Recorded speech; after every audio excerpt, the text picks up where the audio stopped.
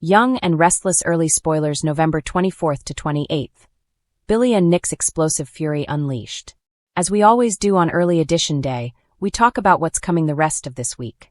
Then we dive into what is ahead for next week. And next week, by the way, is the end of November sweeps. So, we're going to have a huge big climax to sweeps. And part of that is the wedding. There's some other animosity going. Big drama. Young and the Restless spoilers. Kane caught snooping. All right. So, on Wednesday, November 19th, we've got Kane Ashby, Billy Flynn, trying to get into Phyllis Summers, Michelle Stafford, computer while she's in the shower after they do the deed, but he can't figure out her password. And so, he ends up giving up and just taking a shower with her instead. But by the way, Phyllis saw him doing it. She totally clocked it. Kane and Phyllis head downstairs at the GCAC for a nightcap, but they run into Lily Winters, Crystal Khalil, who sees them coming downstairs and already has a good idea of what went on. So Lily starts grilling them and wants to know why Kane is in a good mood when his company is going down in flames. And he claims he's trying to be positive. Lily also wants to know why Kane and Phyllis seem so close. And she says that Lily is jealous, and then Phyllis is snarking that Lily doesn't like people to have fun, and she tells Phyllis to shut up. So Kane wants to see Lily in the morning just to chat, but she refuses. She realizes that Damien didn't hear her message about just give me a little more time. The message that should have given him hope, that should have prevented him from getting in bed with Phyllis. So Lily takes off disgusted. Phyllis calls Kane out on YandR. Phyllis and Kane talk over dessert at the coffee shop, and she's asking him about Lily. And Kane says that sleeping with Phyllis doesn't erase feelings for Lily. But Kane also reassures Phyllis that he really wants her. And she jokes about Kane wanting her password and says it's 94112124, but says she's going to change it soon. By the way, 94, the first 2 digits of her password was the year that Phyllis first came to Genoa City. And 11:21-24 was this time last year when Phyllis woke up from her coma on Young and the Restless after being run off the road by crazy Jordan Howard, Colleen Zenk. But Phyllis accused Sharon Newman, Sharon Case, of doing it when she did not. And this might be in Phyllis's mind some sort of turning point, some epiphany. So that sounds like what those numbers mean to me. Kane tells Phyllis he just wanted to peek at her computer to see if she stole his AI, and Phyllis understands and says she doesn't trust anybody but her kids. And then asks Kane if this was just a one-night thing, but they agree it is personal, and it's more than that because he wants to be with Phyllis, and it's definitely not business. Holden's romantic pursuits and Genoa City future on Young and the Restless. Holden Novak, Nathan Owens, gets some coffee and thinks about his night with Claire Grace Newman, Haley Aaron, and then he's busy flirting with Esther Valentine, Kate Linder. Holden tells Esther he's looking for a place in Genoa City because he is staying. I wonder if he's going to wind up with the apartment over the coffee shop. It hasn't been booked in a while, and he was very specifically talking to Esther. So we'll see. Holden texts Claire to get together for drinks and then takes off. Nikki Newman's Melody Thomas Scott, asking Claire about her love life while they're having tea. And Claire says that Jordan was telling her what to do. Kyle Abbott, Michael Mueller, was telling her what to do. And Claire doesn't like that, and isn't ready to be in a serious relationship. She is having drinks with Holden later. And Claire tells Nikki that it's just a no-strings thing, but she likes the fact that he's a little bit of a bad boy, which Nikki understands. As she talks to Claire about Victor Newman, Eric Braden, being older and mentoring her and teaching her things. And then Claire teases Nikki about her very many marriages and husbands. Claire also says that Harrison Locke's, Redding Munsell, been asking for a reunion. And Nikki says, you can see that kid anyway. You don't have to do that. And Claire mentions that Holden has some emotional baggage. There's some sort of messy but non-romantic thing in his past with Audra Charles, and that alarms Nikki. Lily and Audra's tense encounter with Holden on YandR. After running into Phyllis and Damien and it being so brutal, Lily heads to the bar to drink, and she runs into Holden. Lily asks if he's still working for Kane, and then she blames Kane for Damien Kane's, Jermaine Rivers, death, but Holden disagrees.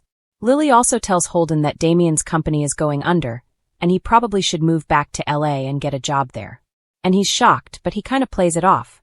Audra shows up and Lily tells Holden again, go back to LA because you're not going to have a job. Then she takes off.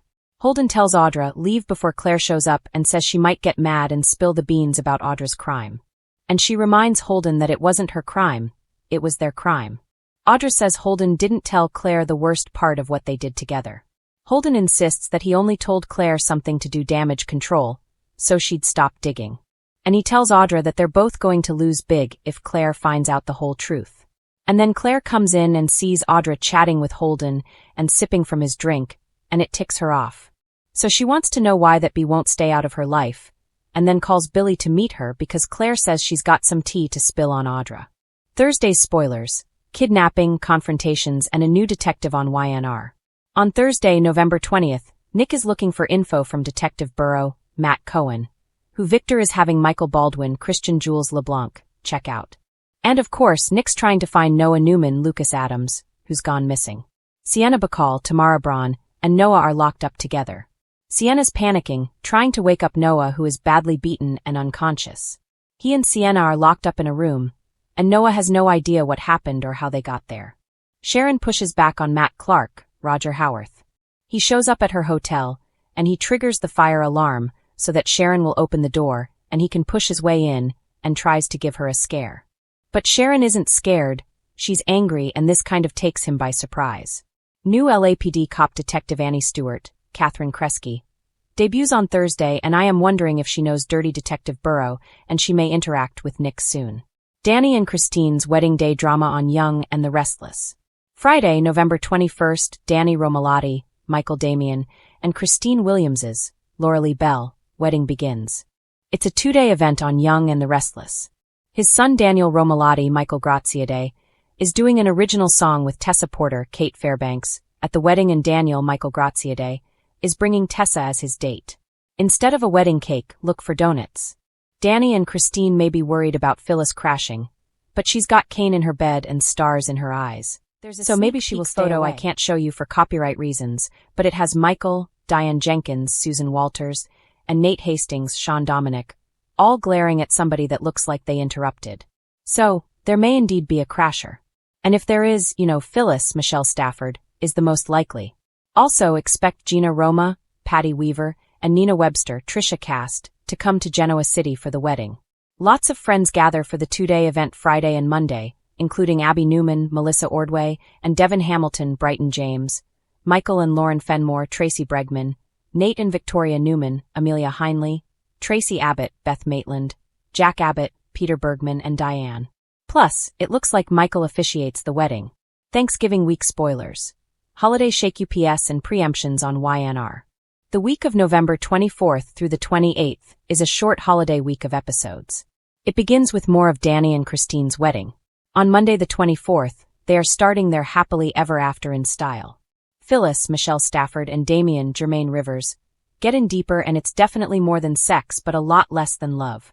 Crystal Khalil is out on maternity leave soon, which means Lily's, Crystal Khalil, leaving town, and I'm sure them getting involved is part of the reason why she goes. Kyle isn't ready to give up on Claire yet.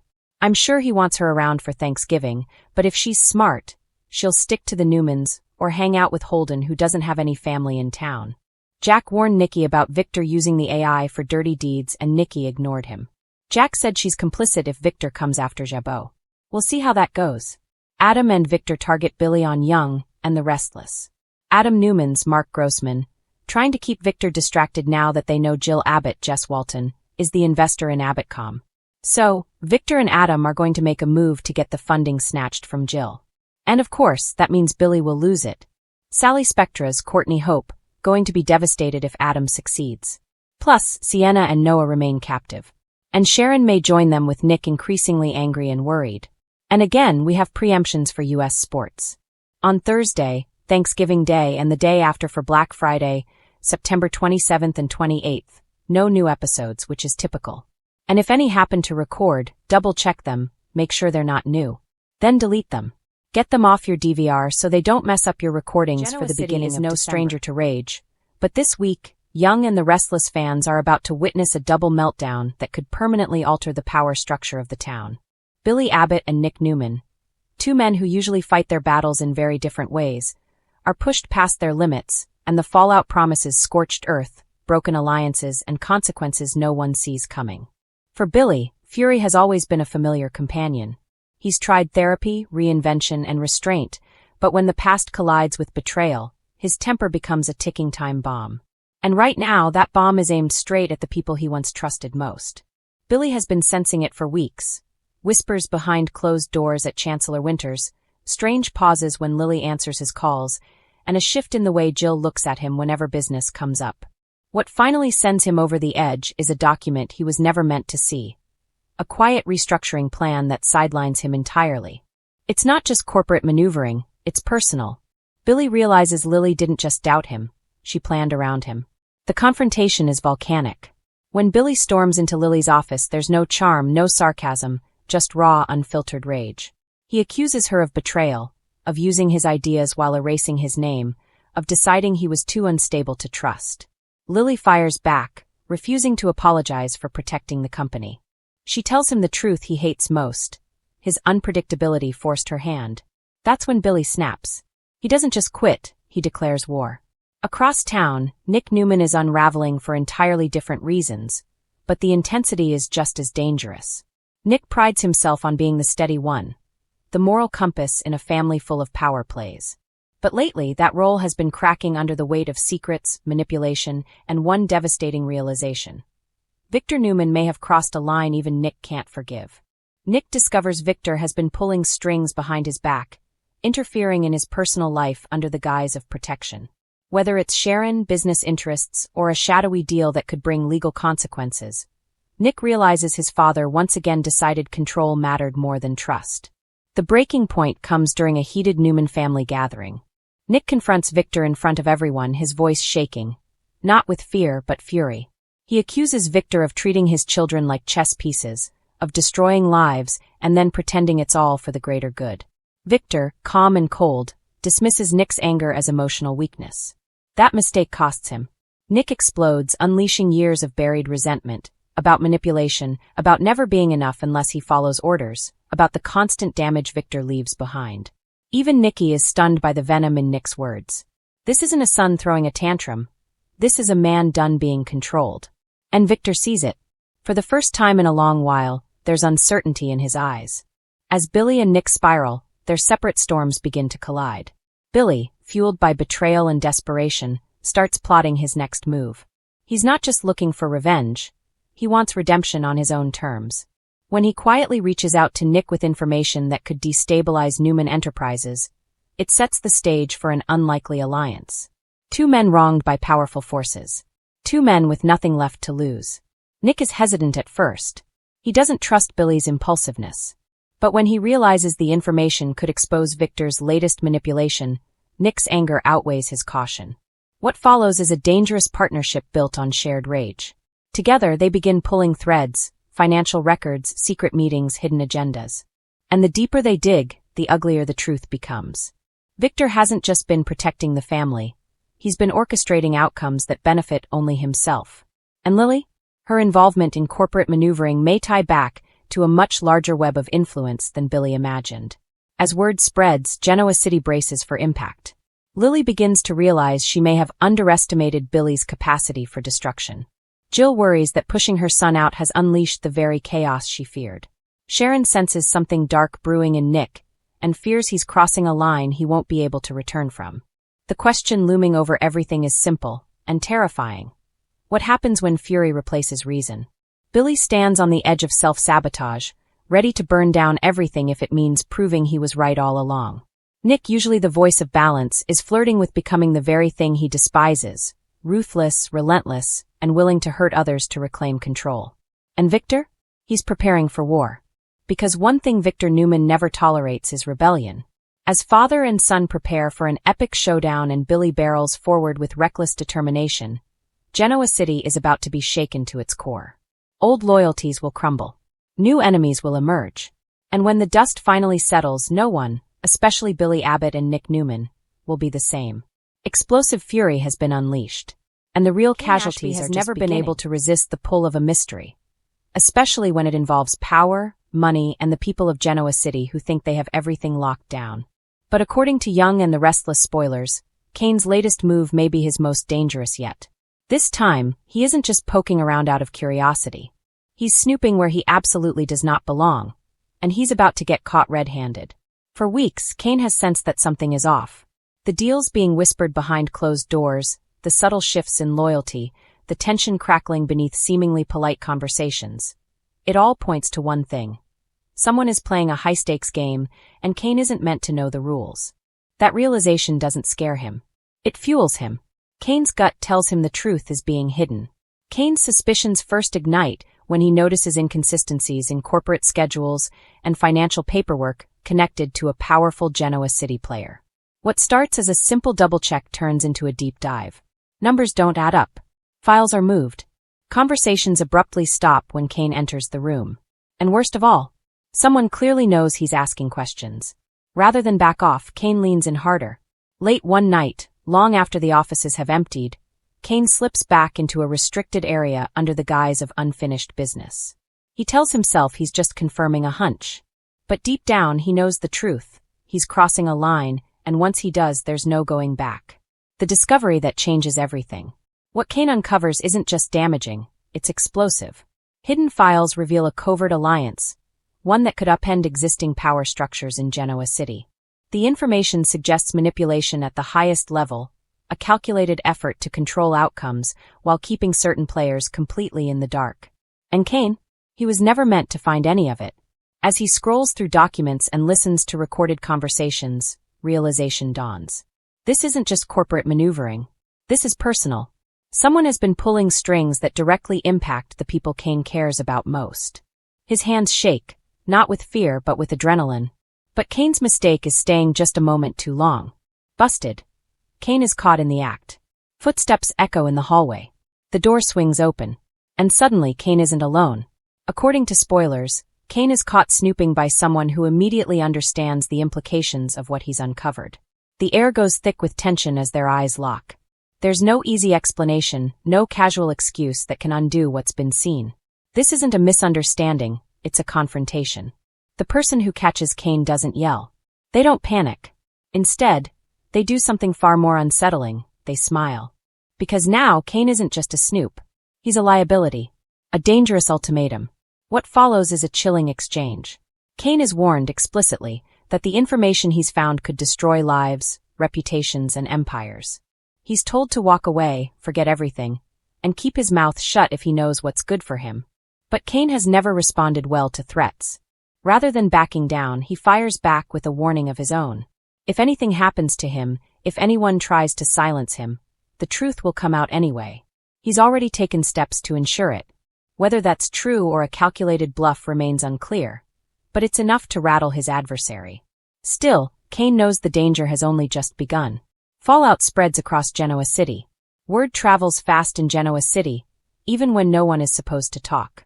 Subtle shifts begin to ripple outward. Allies become distant. Enemies suddenly take an interest in Kane's next move. And those with the most to lose start circling, trying to figure out how much Kane really knows. Meanwhile, Kane is forced into a corner. Does he expose the truth and risk total destruction? Or does he stay quiet and live knowing he allowed corruption to thrive? The pressure mounts when someone close to Kane starts asking questions of their own. They sense he's hiding something, and they may not be willing to let it go.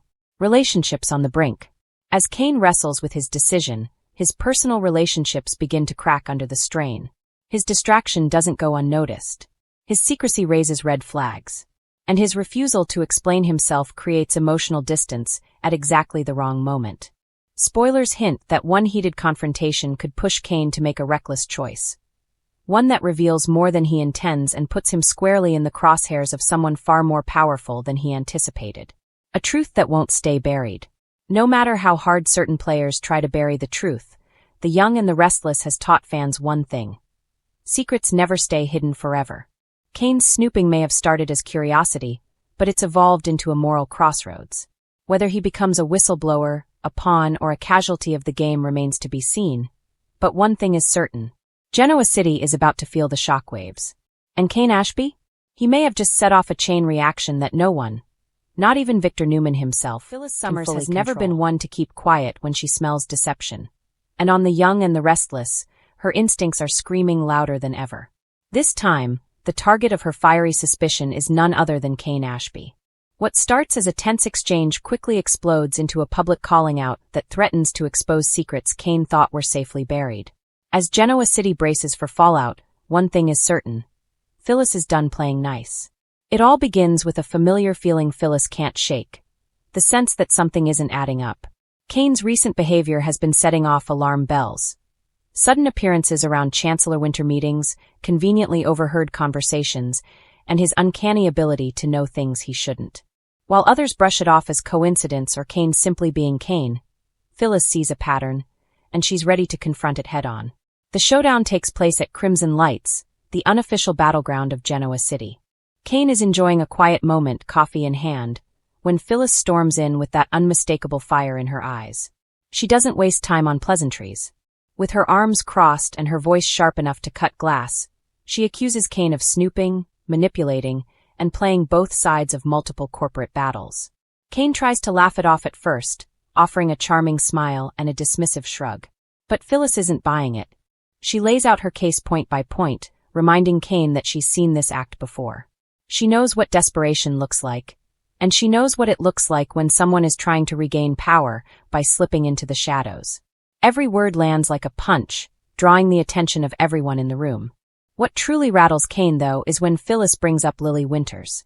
Phyllis accuses Kane of using his past with Lily as leverage, positioning himself close enough to influence decisions at Chancellor Winter while pretending his intentions are pure. She suggests he's been quietly gathering intel, possibly even feeding information to a rival player behind the scenes. Kane's expression hardens, and for the first time, the mask slips. He fires back, accusing Phyllis of projecting her own scheming tendencies onto him. He insists he's simply trying to rebuild his life and reputation, to find a place where he belongs. But Phyllis isn't moved. She reminds him that intentions don't matter when actions tell a different story, and his actions are screaming ulterior motive. The argument escalates when Phyllis reveals she has proof, or at least enough breadcrumbs to make Kane very uncomfortable. She hints at messages, overheard conversations, and a late-night meeting that Kane thought went unnoticed. While she doesn't spill everything, the implication is clear. Phyllis is sitting on information that could destroy whatever fragile comeback Kane is attempting. As tensions rise, Lily herself walks in, instantly sensing the hostility crackling between them. She demands to know what's going on, and Phyllis doesn't hesitate. She looks Lily straight in the eye and warns her that Kane is not being honest, and that trusting him could cost her dearly. The moment is charged with emotion, forcing Lily to confront lingering doubts she's tried to ignore. Kane is furious. He accuses Phyllis of poisoning the well, of deliberately trying to sabotage his relationship with Lily because of her own vendettas. But Phyllis stands her ground. She makes it clear she's not acting out of jealousy or spite. She's acting because she refuses to let history repeat itself at Lily's expense. The fallout from this confrontation ripples quickly through Genoa City. Victor Newman hears whispers of the blow-up and becomes intrigued. Jack Abbott, ever wary of Phyllis's methods but trusting her instincts, starts asking questions of his own. Even Billy Abbott begins to wonder whether Kane has been playing a longer game than anyone realized. Meanwhile, Kane finds himself isolated. His carefully constructed narrative of redemption begins to unravel as people start looking at him differently. Meetings go colder. Conversations stop when he enters the room. And worst of all, Lily grows distant, no longer defensive, but thoughtful, as if Phyllis's words have planted a seed she can't ignore. Behind closed doors, Kane panics. If Phyllis really does have evidence, his entire plan could collapse. The question becomes, does he double down and strike first, or does he try to come clean before the truth is dragged into the light? Either choice carries devastating consequences. Phyllis, for her part, feels vindicated but also wary. She knows calling Kane out publicly has painted a target on her back. If he's been scheming this long, he won't go down quietly. Still, she refuses to back down. In her mind, protecting Lily and exposing a liar is worth any risk. As the days unfold, viewers can expect the tension to escalate. Secrets won't stay buried for long, alliances will be tested, and Kane's true agenda is inching closer to exposure. Whether he's a misunderstood man trying to reclaim his place, or a master manipulator playing everyone around him, will soon be revealed. One thing is crystal clear. Phyllis Summers has thrown down the gauntlet. And in Genoa City, when Phyllis calls you out, the fallout is never small. Stay tuned, because this reckoning has never been short on charming men with complicated motives. But Holden's arrival has brought a distinctly dangerous kind of charisma that's already rippling through the canvas of the young and the restless. What began as a seemingly calculated move into town is quickly turning into something far more layered. especially where romance is concerned. Holden isn't just looking for love, he's positioning himself, and his romantic pursuits may determine whether he becomes a power player or a cautionary tale. From the moment Holden set foot in Genoa City, it was clear he wasn't passing through. He's observant, strategic, and keenly aware that relationships here are currency. And unlike some newcomers who stumble blindly into the city's long-standing feuds, Holden appears to be choosing his targets carefully, especially the women who could either elevate him or destroy him. At first glance, Holden presents himself as smooth, attentive, and refreshingly direct.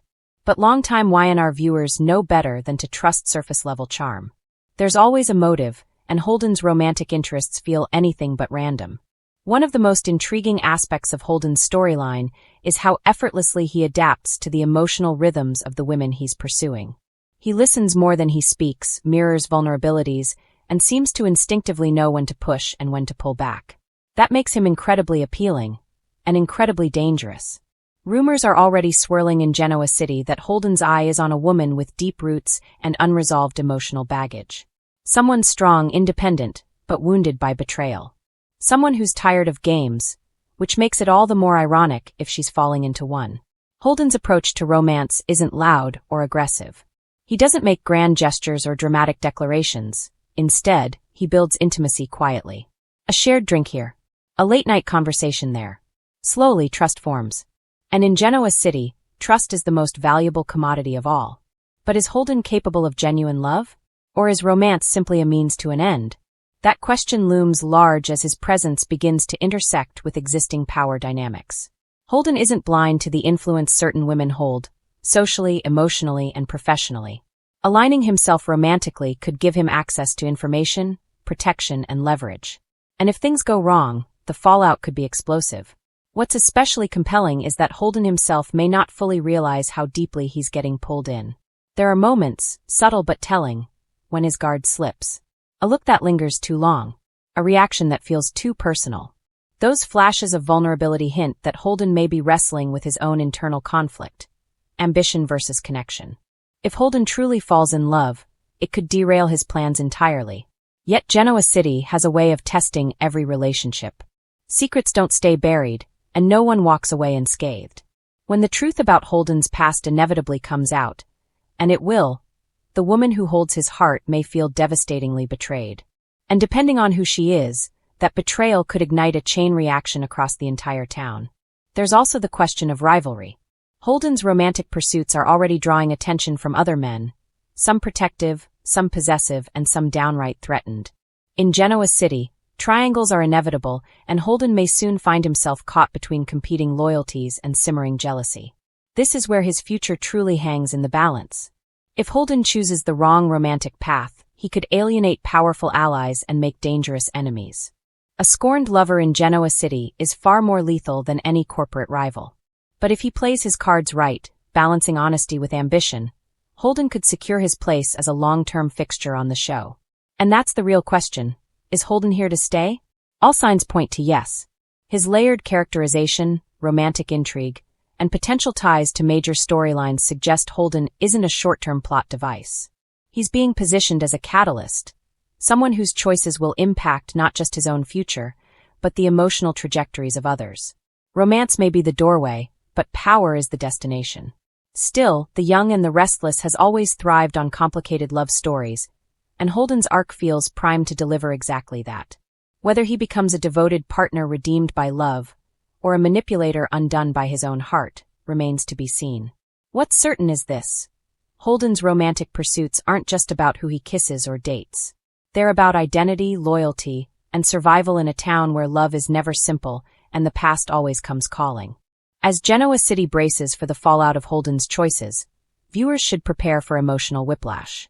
Because in this town, romance doesn't just change hearts, it reshapes destinies. And Holden? He may soon learn that the most dangerous game of all isn't business or revenge. It's love.